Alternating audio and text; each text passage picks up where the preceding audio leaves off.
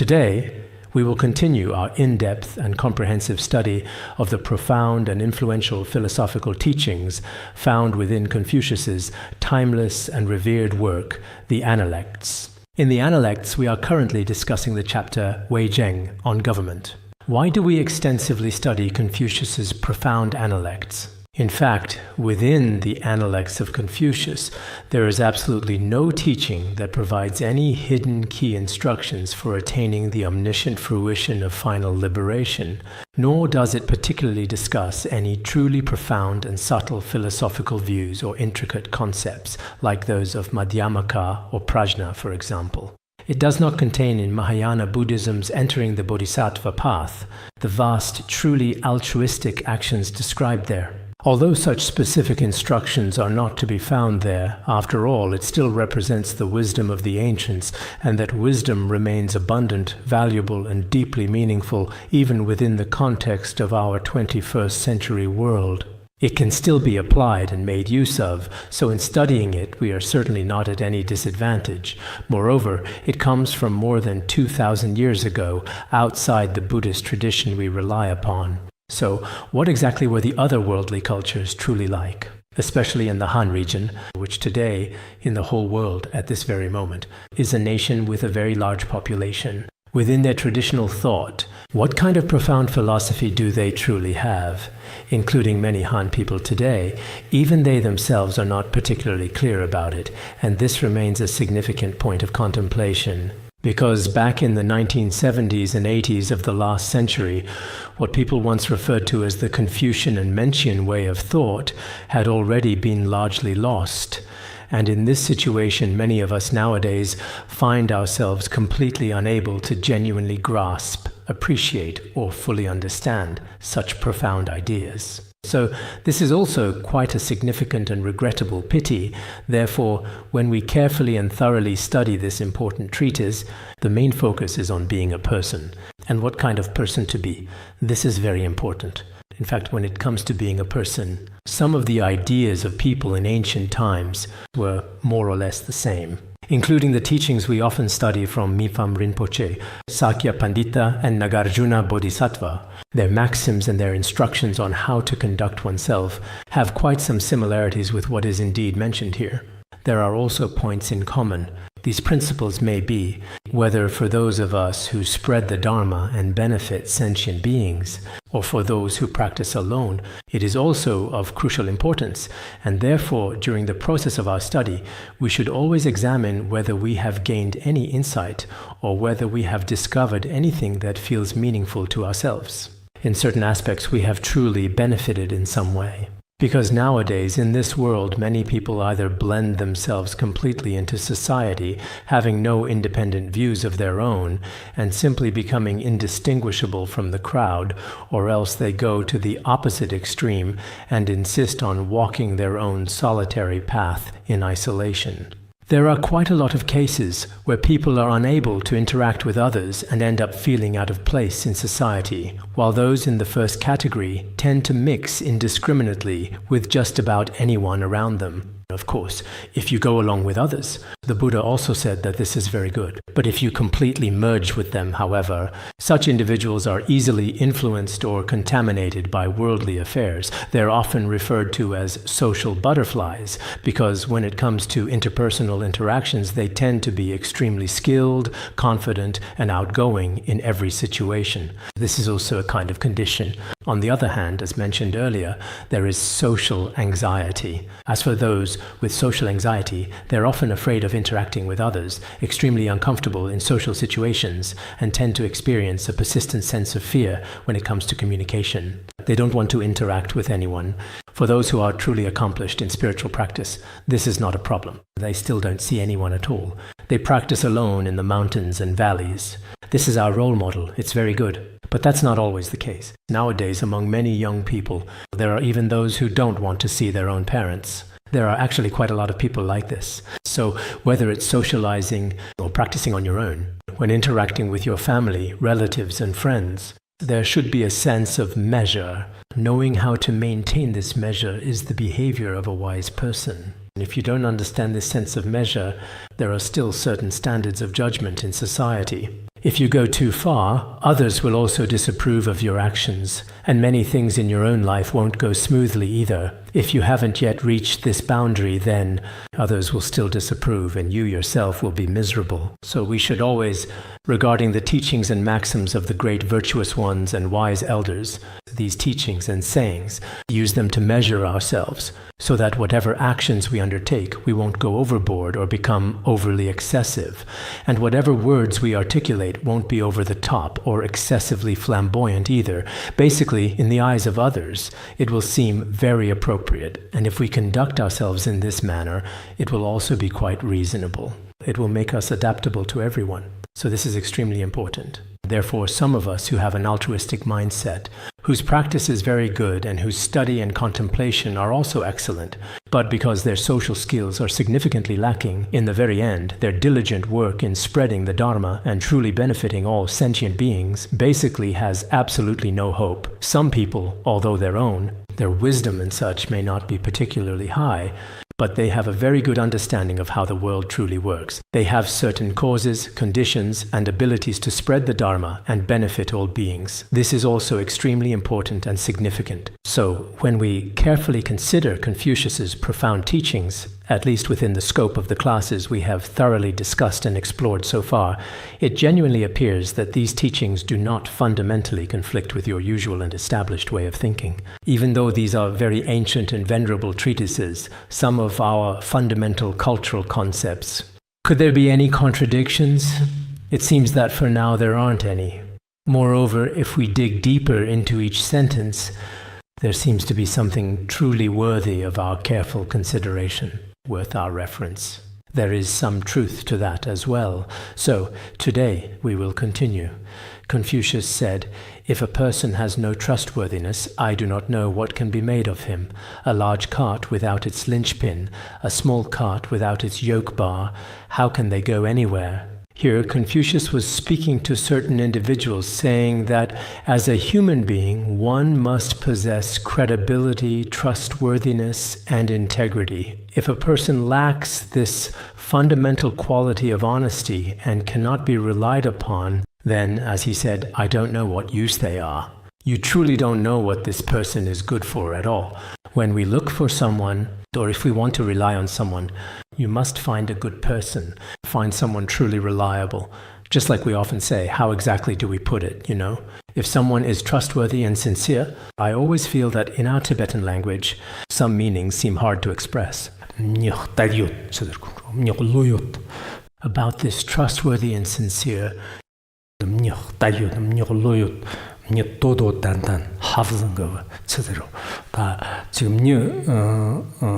there are still people among us. If I combine Chinese and Tibetan, it's a little bit embarrassing, really. People truly need to have someone in their lives whom they can absolutely and completely trust.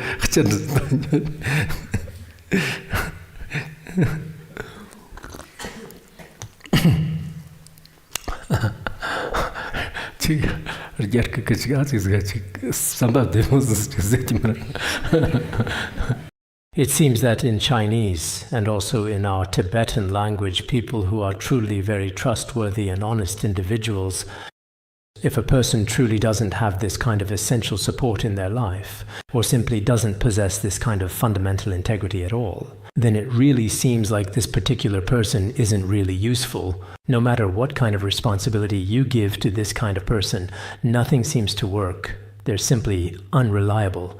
Didn't we already talk about this earlier?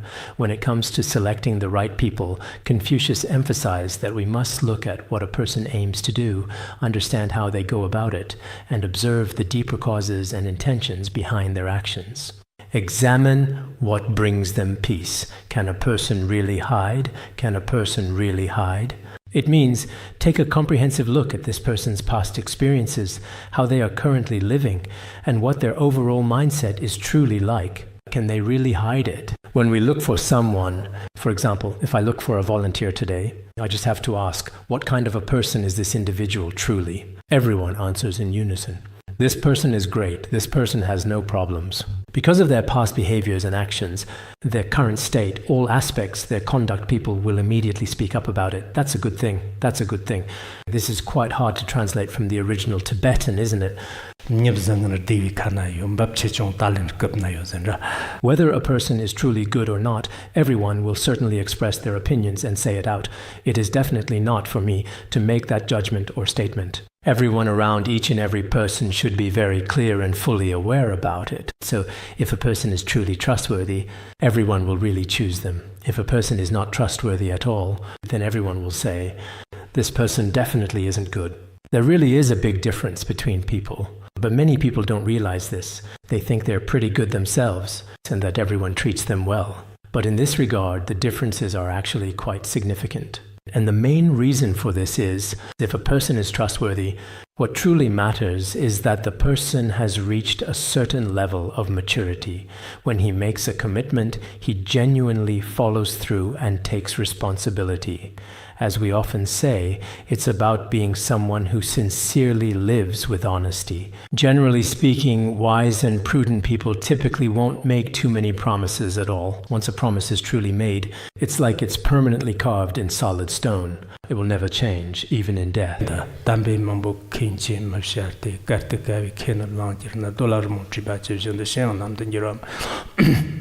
This is what Nagarjuna Bodhisattva actually said, right? Generally speaking, when a person naturally speaks with true and deep conviction, no matter what dangers they may encounter, they still absolutely won't change. In that particular case, you could truly say they are indeed trustworthy. But if a person doesn't have this kind of reliability and integrity, here, two analogies are given. One is a rather large cart without a crucial linchpin, and the other is a relatively small cart without a proper yoke. Some texts say, in ancient times, large carts were typically pulled by oxen, while smaller ones were drawn by horses, very different from modern vehicles. These traditional carts had a distinct connection structure linking the carriage to the animals that pulled them. The large one is called ni, linchpin, which is basically like a nail or a pin. And for the small cart, there is also something called yue, yoke pin. This is what connects the horse cart to the horse, and it functions much like a nail. There is a point where they connect. But if that connecting piece is missing, how could the cart possibly move forward? Could it really follow behind the horse on its own? Of course not. It's simply impossible, and that's exactly what this analogy is meant to illustrate. Let me show you all a picture. This is from truly ancient times, probably dating back to the historical era of Confucius. And this one has been recently unearthed in modern times. This is precisely what was just referred to as the yue, yoke pin, a significant and important component, which is at the back of the small horse cart. It's the shaft that connects the cart to the horse. It's made in the shape of an animal like this, and it's made of brass.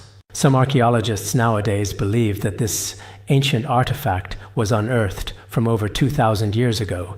This particular piece is also very exquisite and remarkably well preserved. What we just talked about was the ni, crossbar end. The ni is specifically for large carts. This particular one is also from a relatively early period. It was something rather like a bronze plate, and examples of it were unearthed around the period of the Western Han Dynasty.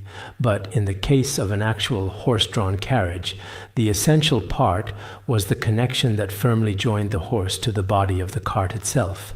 There's another interesting picture here. Look closely. This particular one that we just saw now is quite remarkable. When the carriage and the horse are joined together, there's this piece. If this particular piece is indeed missing, then it probably cannot be easily pulled out. There's another one, just now on this part. There was a circular piece known as the yue, which in the days of ancient horse-drawn carriages served as the crucial joint. This joint essentially functioned like a wooden peg that firmly connected the cart to the animal pulling it, used to fasten them together. Sometimes it even looked a bit like an animal's head. If this piece is missing, then the carriage simply cannot function properly. In precisely the same way, if a person truly lacks trustworthiness and integrity, if there's nothing reliable about them, then the entire carriage of one's life will be impacted, can't be driven, and can't be controlled. So sometimes the profound metaphors that were used by the ancients are really quite interesting and profoundly captivating. For a person to live a truly meaningful and impactful life in this complex and ever-evolving world, integrity is absolutely fundamental and undeniably crucial. Isn't this what the Jianyu Sutra talks about? In our personal lives, the concept of integrity is actually profoundly important. If there is no integrity whatsoever, then absolutely nothing can truly function or operate effectively. Whether it's in the secular world or beyond it, none of these foundations exist without it. It's an invisible kind of thing. Some scholars in the past have also said that this so-called integrity is truly an invisible and powerful force. This very same so-called integrity is indeed an invaluable and intangible asset. It is an invisible form of wealth and an unseen source of strength, and therefore within the entire human world this must be regarded as something fundamental and essential, forming the very foundation upon which everything else depends. As for ourselves, sometimes we wonder what kind of person we truly are. Actually, people should, everyone in fact, thinks of themselves as a good person. But whether or not we can truly keep our word, if we can't even keep our word, and always pretend to be exceptionally clever and intellectually superior in every situation and location, just like what the esteemed and highly revered Mipham Rinpoche wisely stated, there are indeed some individuals who consistently act in a clever and self-important manner like this. On the surface, they may seem very capable and truly wise, but in reality, this is a clear sign of utter shamelessness and a complete lack of remorse. It's really quite terrible. On the surface, we seem to possess a kind of wisdom, but if a person does not possess any stable character or a firm and steady heart, then it becomes impossible for him to accomplish anything at all. This is especially true in everyday life, where we so often emphasize this very point in our discussions. People who are especially trustworthy and reliable are highly praised and respected in social circles and are very popular with everyone. But if a person's heart and character are particularly bad, many people will definitely even put you on their blacklist, and consequently won't interact with you at all. You won't even have any basic friends to speak of, nor will you have anyone who fundamentally and truly trusts you. So, whether in ancient times or in the present day, it is clear that one should learn to carefully observe the state of one's own mind. His Holiness, the Precious Master, also often gave us many teachings about how to conduct ourselves as human beings. Back in those earlier days, when I was still very young, I heard such advice frequently. I didn't really think about it, wondering why His Holiness didn't teach deeper Dharma, including secret instructions from Vajrayana. He often spoke about his teachings on character. It seemed really quite superficial, something like that, indeed. I myself had such thoughts, but looking back, it seems that in your own continuum, you have attained higher states. If you ultimately fail as a person or in your actions, many of your merits, no matter how impressive or numerous, are like buildings constructed on a foundation of ice. They are inherently unstable and cannot truly realize their full potential or enduring value. Therefore, as the wise ancients profoundly said, whether it is a person's inherent character, their overall admirable qualities, or their unwavering honesty and profound trustworthiness, these fundamental attributes were all highly valued and deeply respected. Now, in the modern world, whether it's, for example, borrowing money or dealing with any kind of personal relationship or professional relationship, if a person is truly good, then all of the collective strength indeed will also be focused on you. But if a person is not good, it's very difficult, and many things become extremely hard to achieve. That is why Confucius placed such great emphasis on the art of being a proper human being. If one fails in this most basic aspect, then all virtues and every opportunity that might otherwise come his way will for him remain essentially impossible to realize or bring into existence. This is truly the thinking of the ancients indeed. You can all reflect on this as well. And then, moving on, Wei Zheng asked, is it possible to know things 10 generations ahead?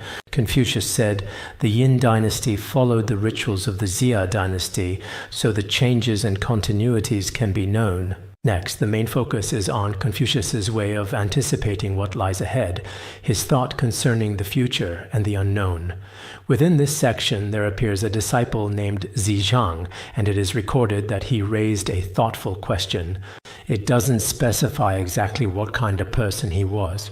I also haven't had the chance to look it up. There should be information on him. Each of Confucius's disciples had different personalities and different goals. This person might have loved studying history.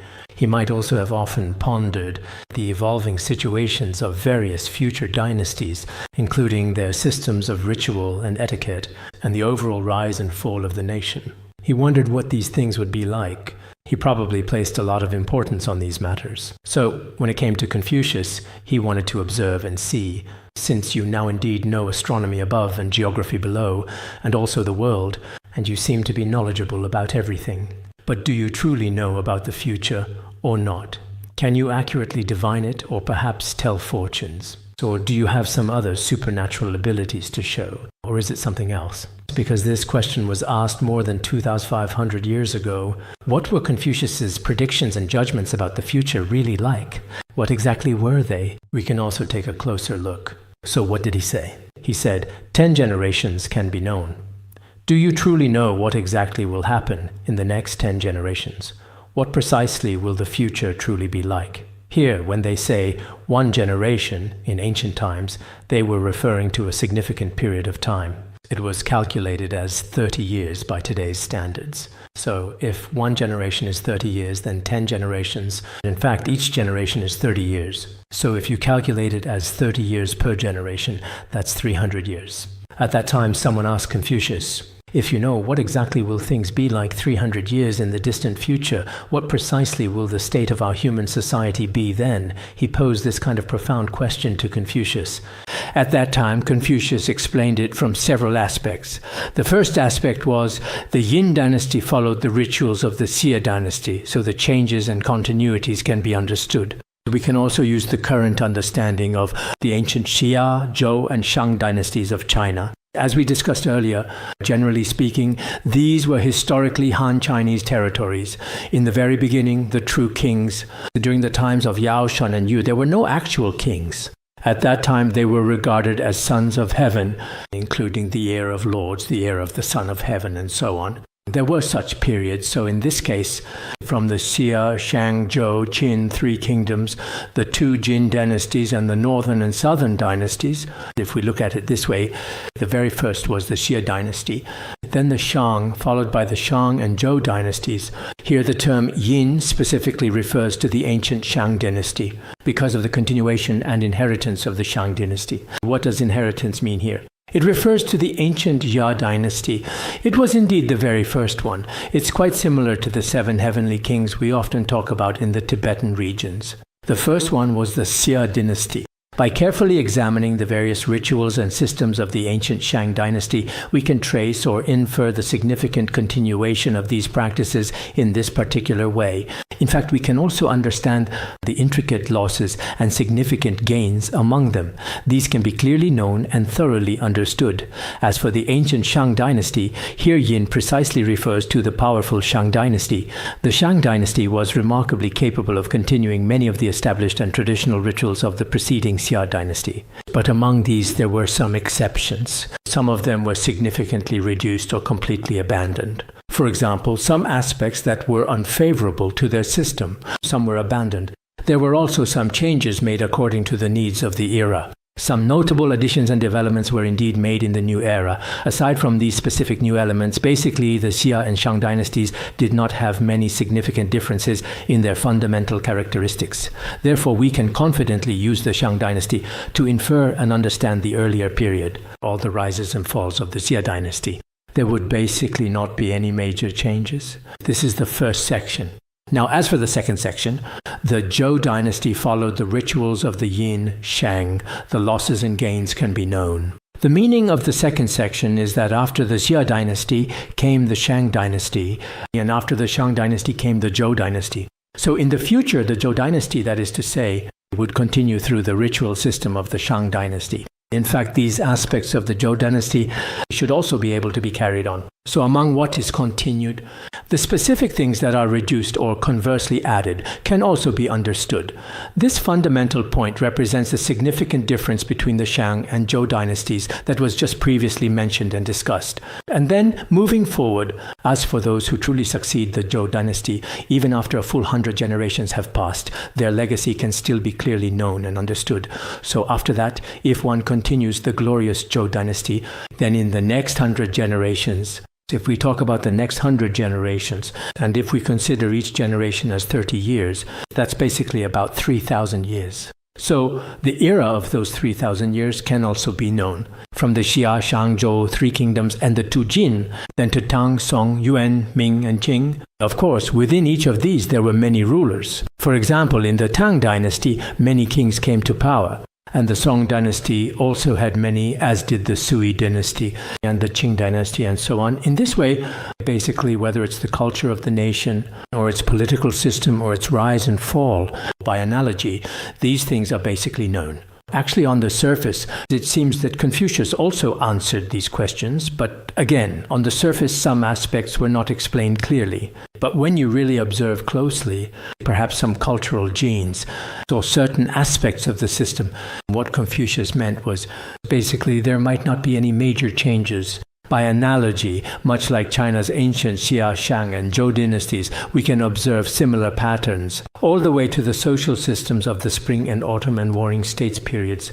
Their various methods and diverse ways of management, it is quite possible that the next 300 years will be like this as well. Because of this, many people, including some esteemed historians, have come to acknowledge this phenomenon or think that Confucius was remarkable. Why was he so remarkable?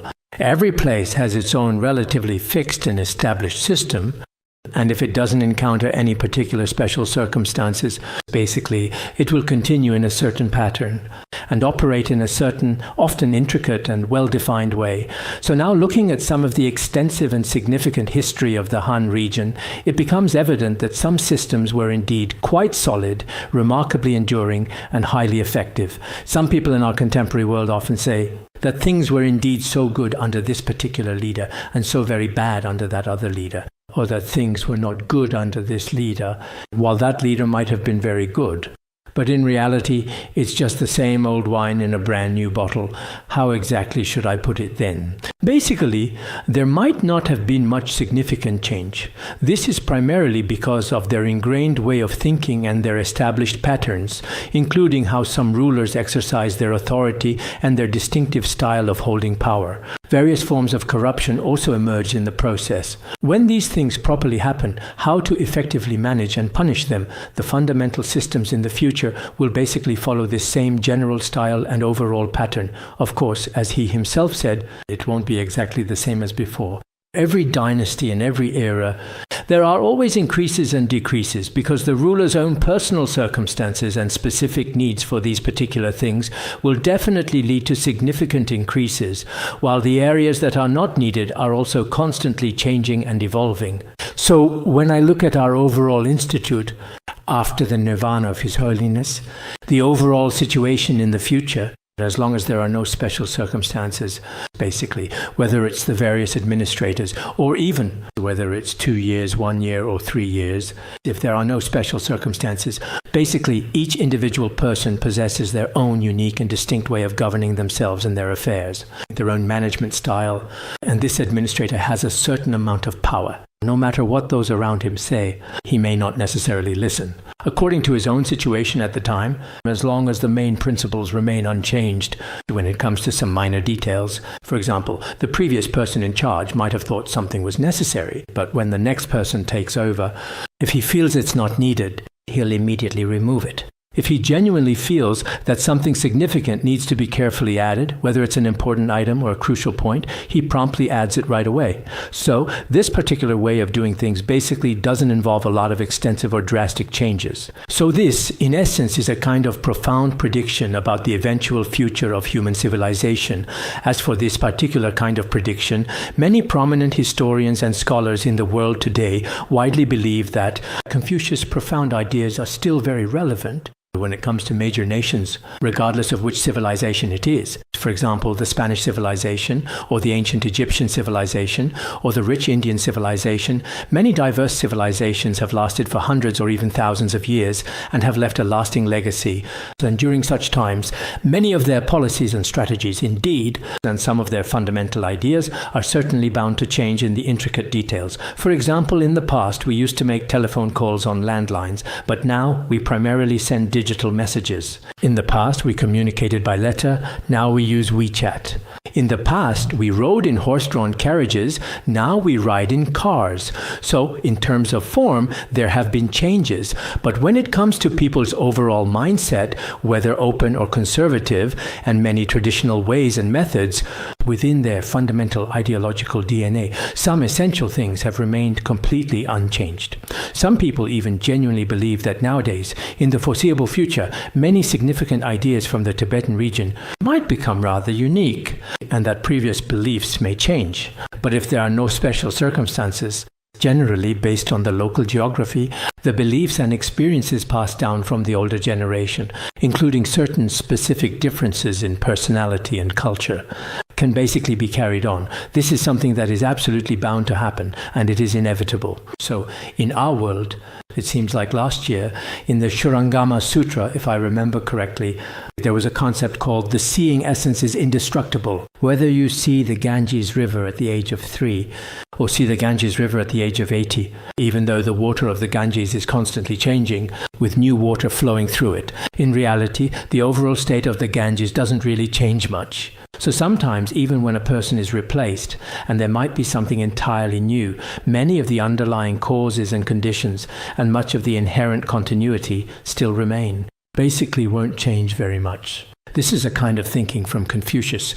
Of course, nowadays, when it truly comes to accurately predicting the future, perhaps people all over the world are paying very close attention to this as well. We also sincerely hope to truly observe, to clearly see what the future will ultimately become.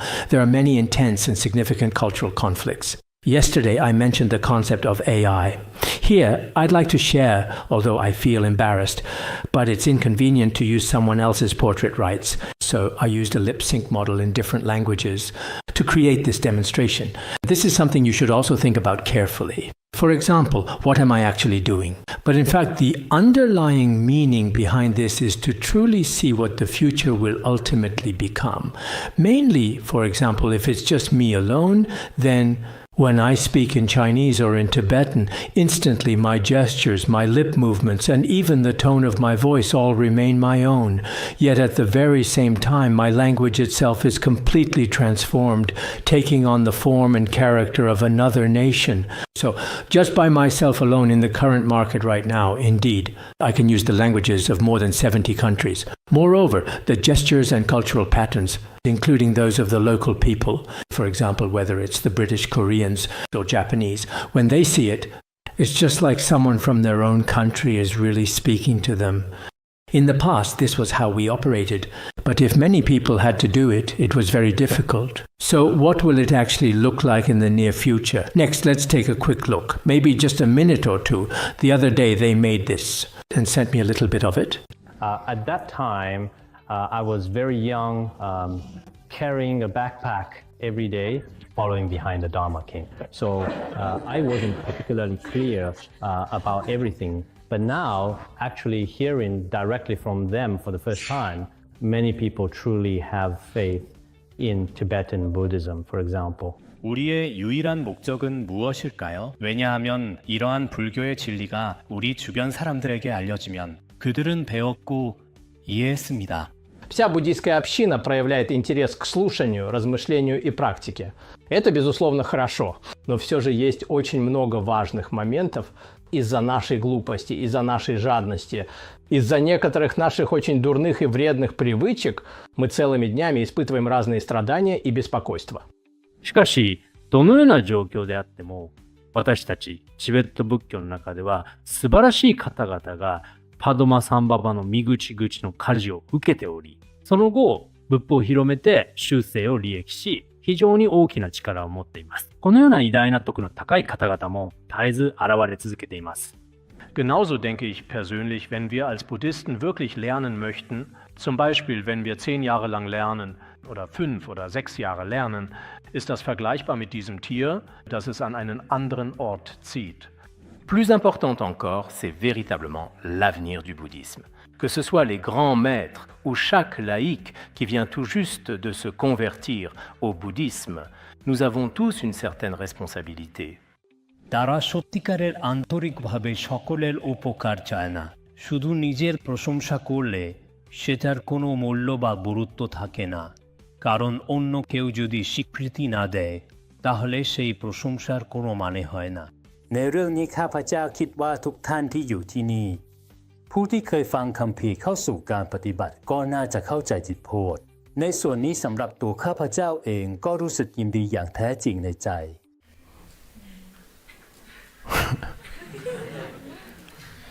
They did some, for example, entering the Bodhisattva's way, some of which were made in other languages, and when sent to them, many of them could understand it. So in the foreseeable future, many aspects and developments will indeed present certain significant challenges and obstacles as well. What I mean to convey is that in the times to come, this is something profoundly related to the language. And also, as I previously mentioned the other day, they are also diligently working on developing advanced models for intelligent and autonomous robots. They took a few detailed photos of me, and everything around me was meticulously being recorded for this comprehensive video. This entire video is currently being processed by a sophisticated program on the computer, analyzing and refining the footage. And the AI keeps continuously consuming and being fed data without interruption. So in the near future, I could truly become a fully functional robot, one that is exactly like me. Whether I sing or become some kind of movie actor, I could do anything completely as myself. All I simply need to do is let it record me for a little moment. This is in terms of language. It didn't take a very long time at all, as I just did a little bit of work and tried out some new and interesting things this spring season.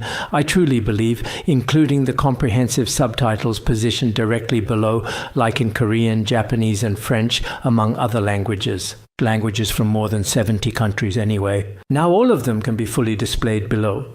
And as for the computational model itself, I didn't perform any modifications or adjustments at all, but once my specific model is successfully located and identified, I can also become a movie actor. My language, anything about me can be completely and utterly transformed in such a profound and significant way.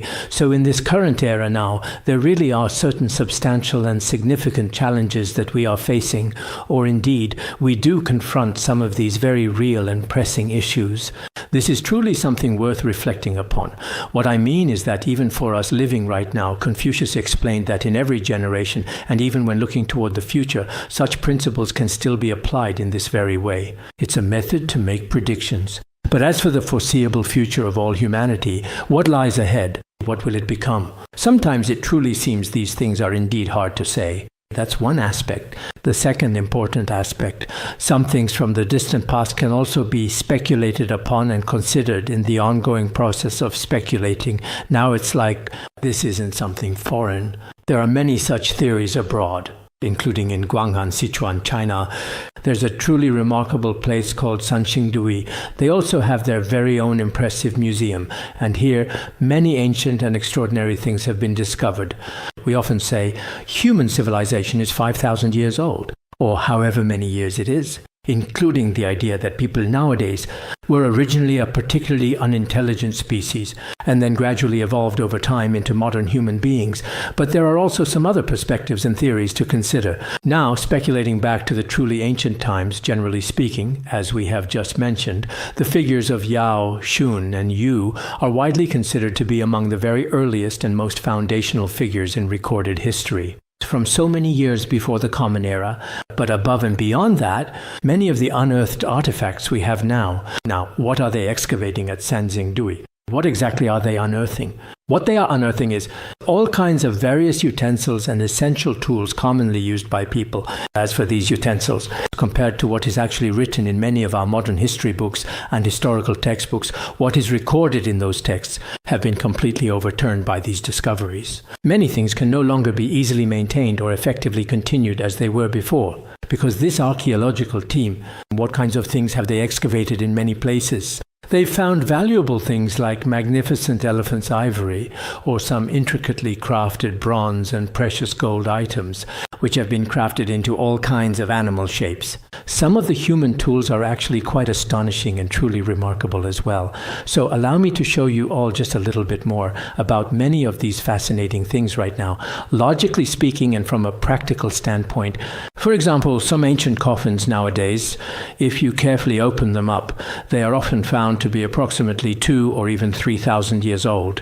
However, many of these valuable artifacts date back to over 2,000 years before the Common Era. Their masks, for example, are made of extremely thin gold, and there are also other similar items like that. And as we mentioned earlier, it is worth noting the yue and ni on the chariots that Confucius talked about were made in this way, and they were made of bronze. According to what history tells us now, this kind of technology simply didn't exist during the spring and autumn period. But some of the technologies found here completely surpass the technologies they had back then. And this is also one of their masks from that time. Moreover, the physical appearance of these ancient humans is completely and utterly different from some of ours today.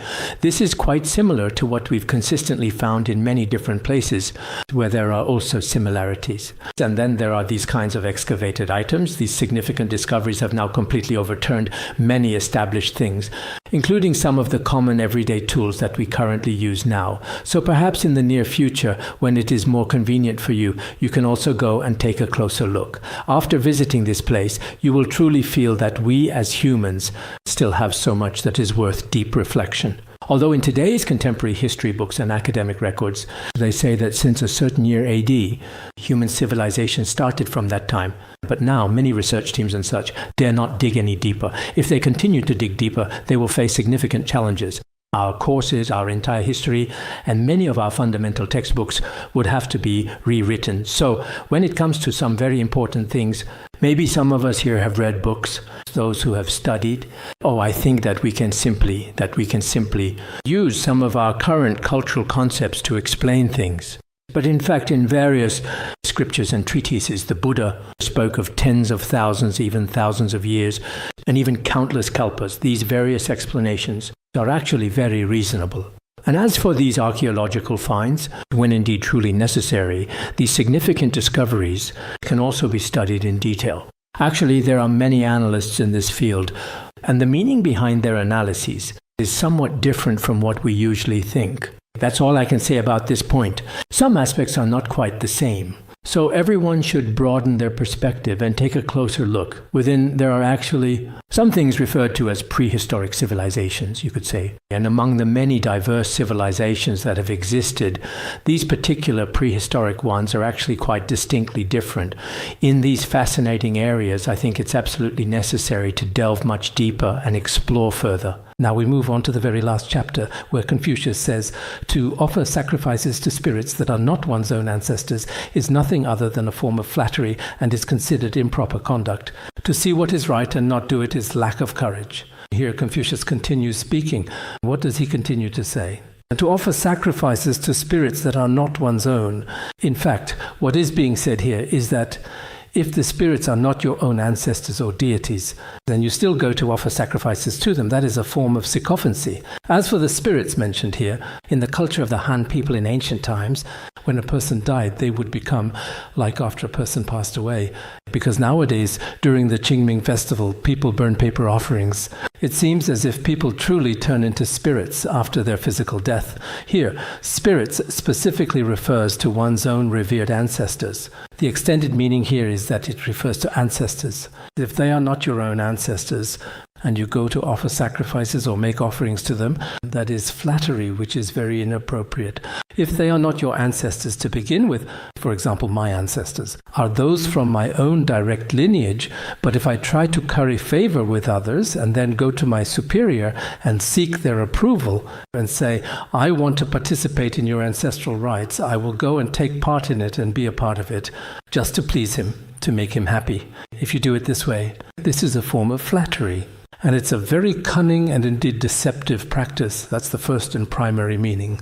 The second meaning is not acting when you see what is right. You can clearly see something that absolutely should be done, and it is quite evident. You see something that truly ought to be done. But if you don't actively do it, just standing idly by, you do think that is a good thing to do, but you don't do it. You just leave it there, effectively pushing the responsibility onto others. Such individuals are often called cowardly, truly powerless to act, genuine cowards, people who are especially and profoundly incapable. On the surface, it seems like you shouldn't participate in other people's ancestral rites, and when you see something that needs to be done, you should do it. Otherwise, you become a coward. It might initially seem a bit simple, almost deceptively so, but in actual reality, this particular situation is not so simple at all. This already deeply touches upon a significant matter of fundamental morality. We often talk about thieves of morality, do we not? If you don't do what you're supposed to do properly, and you do things you shouldn't do, such a person is unusually obsequious and arrogantly flattering. For example, when we encounter someone showing great deference to a leader, we clearly see this attitude on display. You shouldn't be trying to curry favor with them, but in order to please them, you keep following them around. In today's contemporary terms, always flattering them, constantly praising them, constantly saying nice things in front of them. This is not something that you were ever truly supposed to undertake or engage in. But if you proceed to go ahead and do it anyway, it is indeed an unreasonable and illogical course of action to pursue. This is a very sycophantic and overly obsequious act, constantly trying to ingratiate yourself with him, or you may often notice this person showing excessive affection toward him, serving him with eagerness and pretending devotion. We commonly describe such behavior as flattery, or in other words, what we traditionally call obsequiousness. In order to achieve some personal purpose, one tries to please him with flattery, but such behavior is hypocritical and empty of real value, for if you neglect the very duty you are supposed to perform, then it becomes meaningless, and instead go and do something else entirely. Or if you simply stand by and just watch, then nothing will change. That's also a sign of incompetence and a sign of weakness as well. Nowadays, aren't there some companies that do charity work, but the owners themselves are unwilling to contribute even a little, letting other people do it, or at that particular time, pretending that they are not involved in this area at all. This kind of behavior is actually quite unreasonable, so what has already been pointed out here is something that we should really think about carefully and consider. No matter what it is, if it is meaningful, you should do it. This is something we've talked about before as well. For example, in Tibetan areas, sometimes when people see something happen, like a car accident or when someone else is in trouble, many people don't care about anything else. They immediately go to help, immediately take action, and this is a very meaningful thing to do. This is precisely what a real person should genuinely do. We have a saying called acting bravely for a just cause. When you see something happen, you should step up and do it. This is very important. If you don't do this, only trying to please others, you might find yourself in a difficult situation, just going along with what others do. This means that people should always be truly genuine. If you do what you're supposed to do and don't do what you shouldn't, but instead, in order to achieve various important goals, you must act with integrity and purpose. You just keep following others, then that's unnecessary. So now, in this world, just to make our leaders happy and to gain achievements, status, or wealth for ourselves, we sometimes deliberately pretend or put on a show, acting in ways that are not truly genuine, only for recognition and benefits, to be especially respectful and nice to them. But this kind of behavior is actually the deceptive behavior of a cunning person. So as people, it is important to recognize this. We should always be truly honest, sincere, and consistent both inside and out. We shouldn't act one way in front of others and another way behind their backs. Thinking one thing in your heart, but saying something entirely different out loud, such individuals are often called cunning and deceptive. People in ancient times, truly, were very consistent both inside and out. They didn't pretend to be happy on the outside when they were actually quite unhappy in front of you. In their hearts, they were truly themselves. They actually really disliked and deeply resented that particular person. Such individuals are in fact not truly good people. So, as for genuinely good people, they should conscientiously do what they are inherently supposed to do, fulfilling their responsibilities, and absolutely not do what they shouldn't do. If something is meaningful and others advise you to do it, you should also do it yourself. If something is meaningless, there's no need to do it. But if something is clearly meaningful and you keep avoiding it, that's not quite very reasonable. So nowadays, some of us, including some staff members, and in some particular cases, are actually especially prone to passing the buck, so to speak, when it comes to their own personal responsibilities and the duties they are expected to fulfill. They immediately push them onto others. Today there was something I asked them to do, something the people in charge should have done themselves. But when I asked them to do it, they sent me a WeChat message telling me to contact this person. I didn't really think too much of it at all, to be honest.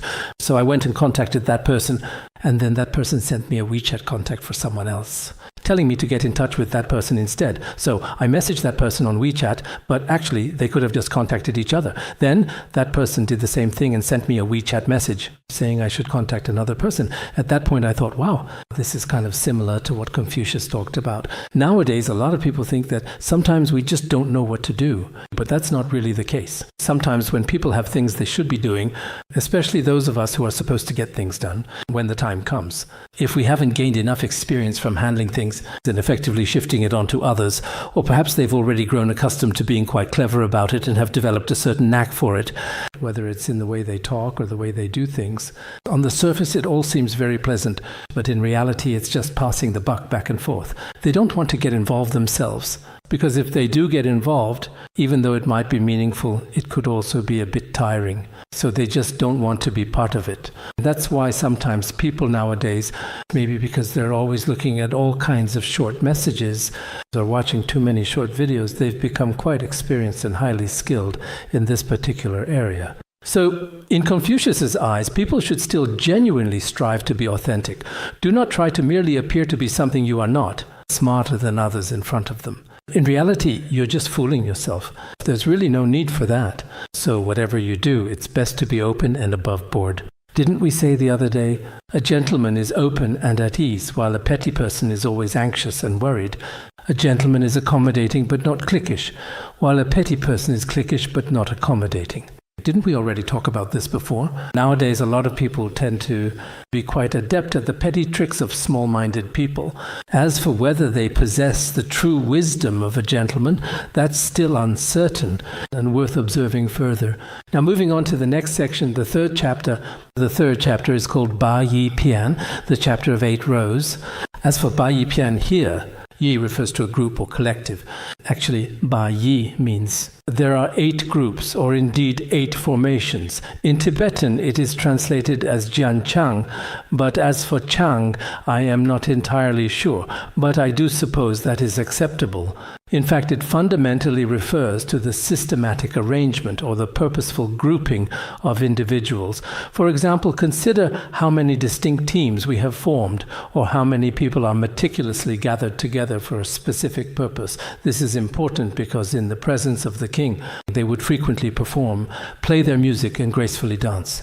At that particular time, depending on their distinct and varying rules, some groups would have 8 organized rows, while others would consistently have 6 well-arranged rows. Some would have 4 rows and some would have 2 rows. As for 8 distinct rows, each and every row consistently consists of exactly 8 individual people.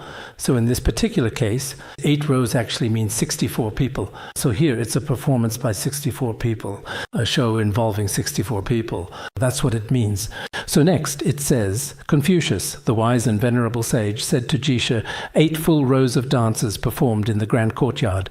If this truly egregious act can be tolerated, then what else indeed cannot be tolerated? The meaning here is quite straightforward. This is what Confucius said about Jishi, a man who was known for his immense wealth and great fortune. Jishi was someone with significant financial power and influence in society. Sometimes his power even surpassed that of the ruler. He was very formidable. Confucius spoke to him precisely because this particular individual was not especially wise at all. He himself was originally a wealthy and noble man. According to the ancient hierarchy for people of wealth and status, first came the Son of Heaven, then the feudal lords and their respective vassals, then the great and wealthy individuals, and then the commoners. That was the order. This is something we discussed a few years ago when we talked about the beginning of Confucius's Analects. It seems we also mentioned it in the classic of filial piety, or in some other text as well. So in this case, generally speaking, if the Son of Heaven appeared and a musical performance was held in his esteemed presence, there would certainly need to be 8 rows with a full 64 people participating in the grand display to begin performing for him to start dancing. 8 rows were for when the Son of Heaven arrived, which is equivalent to the arrival of a national leader. 64 people would be absolutely required to perform the elaborate Vajra dance for him. Just joking, if it was a powerful feudal lord, which is essentially like a provincial governor, if the esteemed provincial governor or the influential provincial party secretary were to arrive, then it would indeed be 6 rows with 48 people quite possibly dancing. Just now we mentioned the feudal lords, and then there are the great nobles. These great nobles would generally have 4 rows comprising 32 people. If it was a commoner, the number of individuals involved might typically be around 12 or even 16 people. This is because they had varying levels of social standing. For example, nowadays in many places across the country, when we receive some leaders, this is the first method of reception. Including their comprehensive security measures and stringent standards, they are all meticulously divided into first, second, and third levels. So for this particular person, actually he was neither the Son of Heaven nor a feudal lord, but he often used the 8 rows, with 64 people dancing and playing music for him. So his behavior was a bit excessive, and it went beyond what was considered appropriate at that time, showing that he really overdid things for his own enjoyment. He wasn't actually a king, but he used the king's way of receiving guests. For example, when some of us go out, maybe the Khenpo or Khenmo have their own standards, but a counselor has the standards of a counselor. And then if someone is not anything at all, but demands, I'm from the Buddhist academy, and says, you should give me the highest Khenpo from the academy, or give me the reception reserved for a Dharma king, then in that particular case his standards are a little bit over the top. For example, I am certainly not a Dharma king, but I say, I am a Dharma king. However you treat a Dharma king, treat me the same way. Give me that kind of treatment. It's the same with many leaders. If someone is just a small village leader, for example, but he consistently uses the elevated standards of a national leader for himself, that's quite excessive indeed. But this person insists on doing so. So when you use the 8 rows of dancers, with 64 people performing music, playing music and dancing joyfully and freely in front of everyone like this, if you can truly tolerate this, then there's absolutely nothing else that cannot be tolerated. What else could possibly be intolerable? If you don't even truly understand the most basic and fundamental method, how could you possibly tolerate it? Honestly, I often think nowadays, I must say, when I see those stories about Confucius, to put it in more modern and contemporary terms, some things really are quite unexpected and surprisingly so. For example, in our world, there are still such situations nowadays. Ordinary people, when 2 individuals get married at the wedding ceremony, usually even an inexpensive car at home. They don't even have that.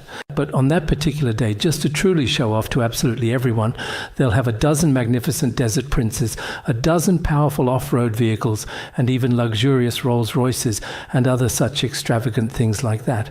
But their own family doesn't actually have any of these things. Such a grand display in front of others is completely out of line with their actual status. Everyone has their own status, whether it's wealth, position, or the way they host others. This kind of phenomenon, if it's someone foolish, they don't even truly realize it themselves. They genuinely think this is precisely how it should be for them. And the more extravagant, the better. But in reality, that's not the case. Such individuals are very ambitious. When people possess propriety, they are at peace. Without it, they are truly in danger. This is precisely what was stated in the past in the first half of Book of Rites Chuli. Mipham Rinpoche also said that poor people who like to dress up and rich people who wear shabby clothes, these 2 types of people, in the eyes of the world, are often perceived are truly laughable. In the Advice to Kings, it is said, for example, if I am especially poor, but I consistently act extremely wealthy in front of others and present myself as such and maintain that image, people will secretly laugh at me too. Or if I am truly blessed with wealth, but I wear tattered clothes, not like some corrupt people who have embezzled hundreds of millions, but wear shabby clothes in front of others, and ride a broken bicycle, if that's the case. In reality, it is truly and utterly, completely inappropriate. So when a person does things, they should always fully match their identity, both inside and out, in every aspect. This includes even such matters as this. It may seem very simple, but in the future we should match our identity accordingly. For example, when you dress, if you are a monastic, you should properly wear the traditional robes of a monastic. Otherwise, if you wear a suit and tie and such, that would be quite inappropriate. You might think it looks great and feel pretty good about it yourself as well, and truly and completely. But if you're clearly a layperson and you shave your head, nowadays, aren't there a lot of tourists here who, when they get to the mandala, put on a red shawl and do all sorts of things like wrapping up their hair? If it's just for an artistic performance, that's another matter. But in reality, you're not qualified. When not qualified, you might find it funny yourself, but others will think, oh, you're just not really... On one hand, you are disrupting other people's systems and established rules, and at the same time, you really do come across as quite clueless and rather thoughtless, which is really quite inappropriate.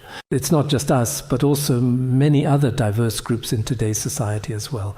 One time I saw a situation like this in a village where the buildings were carefully constructed in such a distinctive way that as soon as you visually perceive them, you immediately know and recognize that this is undoubtedly something truly authentic from a village. They built it to look exactly like this, and everyone always laughs at it. It's like our very own quaint village, or perhaps a small commune, or even that particular township. And there's another one. They built it to look like the White House. This one is a district, and a lot of people laugh at it, but they themselves think this is something great. Whether it's collective or private, sometimes things totally don't match who we are at all. People are like this.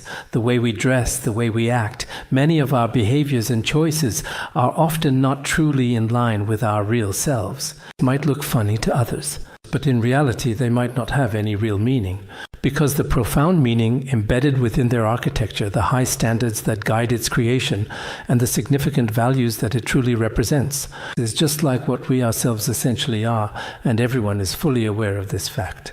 So if we're not careful, people really, someone who isn't actually an emperor, just an ordinary wealthy person, or even just a regular commoner, but once you have money, it's as if you are truly being received like a magnificent and revered king, especially since we often see on various digital platforms people from all kinds of diverse ethnic groups and backgrounds. When they get married, there's certainly a certain level of extravagance, and sometimes it truly seems a bit over the top, doesn't it? Whether that's good or bad for themselves is hard to say. Whether it's about clothing, nowadays a lot of people, some individuals might just really like it for themselves personally, and some elderly people. They have all sorts of valuable things, including precious coral, beautiful agate, gleaming gold, and shimmering silver, all meticulously crafted into especially heavy and substantial pieces. You can see they're already quite old and unusually thin, but they still wear these very heavy gold and silver ornaments, all kinds of jewelry, really everything imaginable. But maybe it's just their personal preference. And perhaps it doesn't really do any harm to society. And some people, when it comes to clothing, or the way they decorate and accessorize themselves, or even the places they live, all of these basically match their own status, fit their own financial means, and are in line with their own traditions and habits. These particular things are very important. Otherwise, if you act excessively, you could face consequences.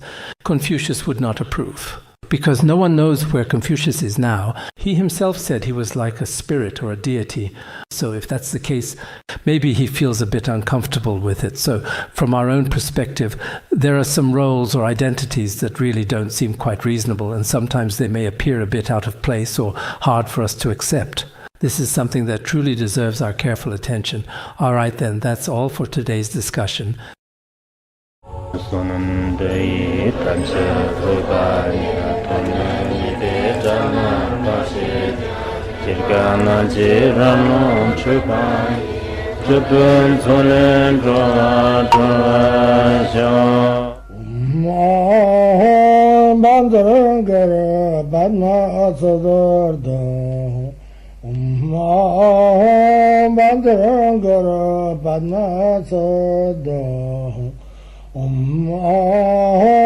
Bandara Bandma Sadar